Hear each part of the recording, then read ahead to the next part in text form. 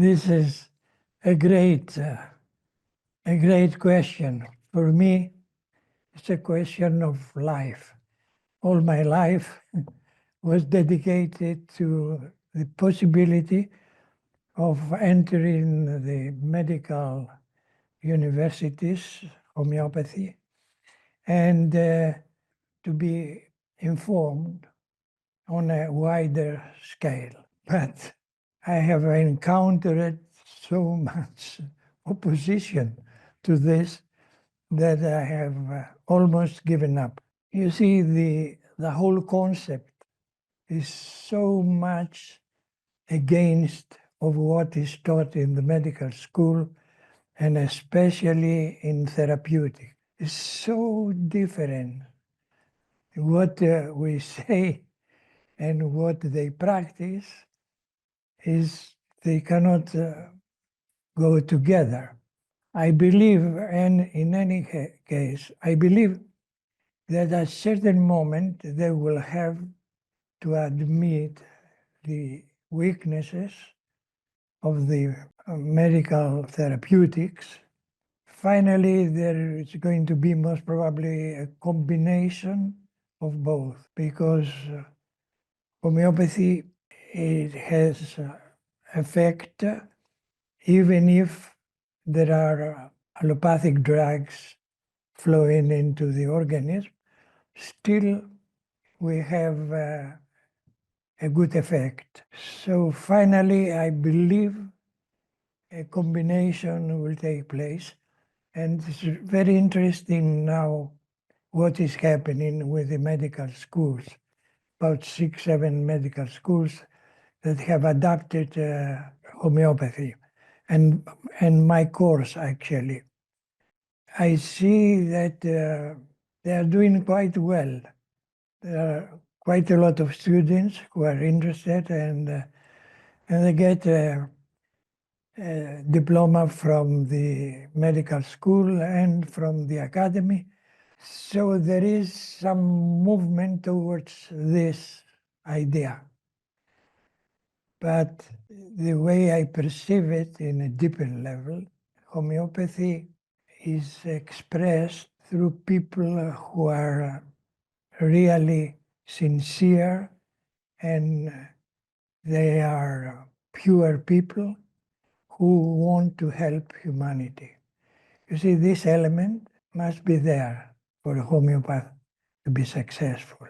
Modern medicine is becoming more and more distant and cold. The personality of the patient does not matter. You see, what matters is the ulcer, the duodenal ulcer, or the heart affection, etc. And this makes it quite difficult. But I hope things will change faster from now on.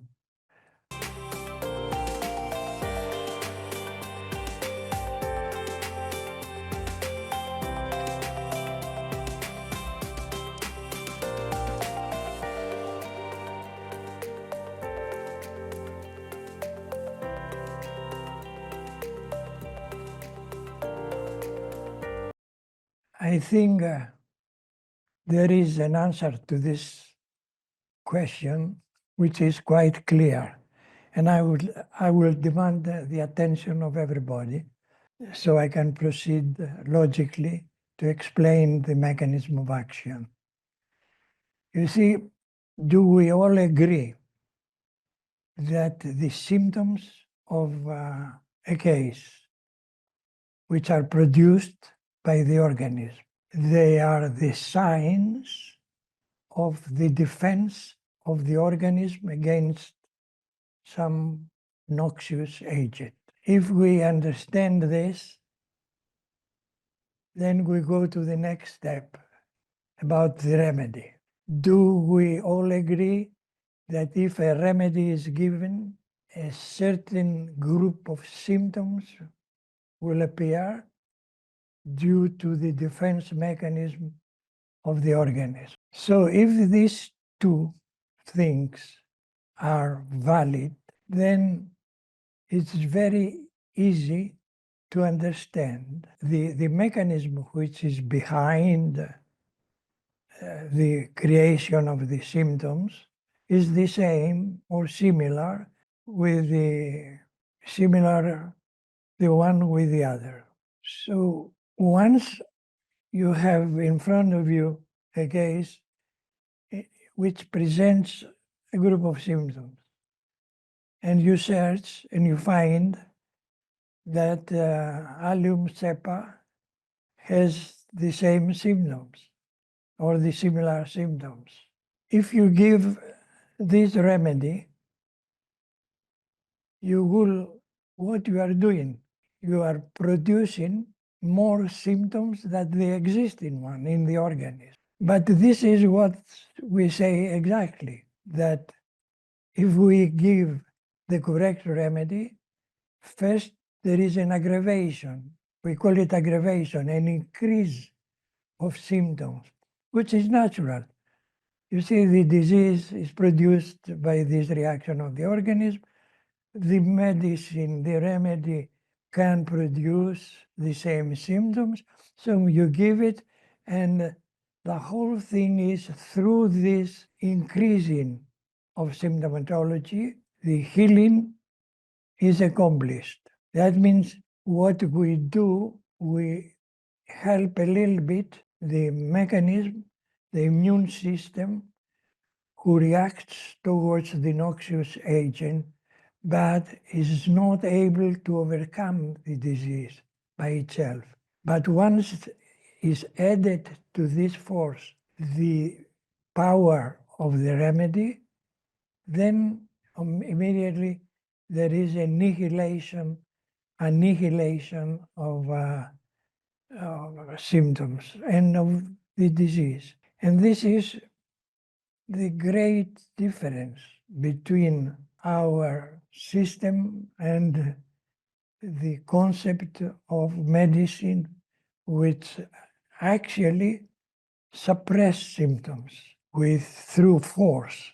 And in this point, Hahnemann most probably missed the point. And he's speaking about a more powerful remedy which suppresses kind of the symptoms, which is not true. Actually, the understanding of the theory of matter and antimatter, where they say if there is a similarity between those small particles of the organism and the small particles of the remedy, when they come together, there is an annihilation of either of the symptoms of the case or the symptoms from the remedy. So there is a similarity in that, where most probably mechanism is set in motion which works on a subatomic level. And this takes place because the potencies we are using are so high that we are not talking about anything else than small particles of the subatomic level. I hope one day will be provided the solution by the research centers, who they are having all the possibilities for measuring these things.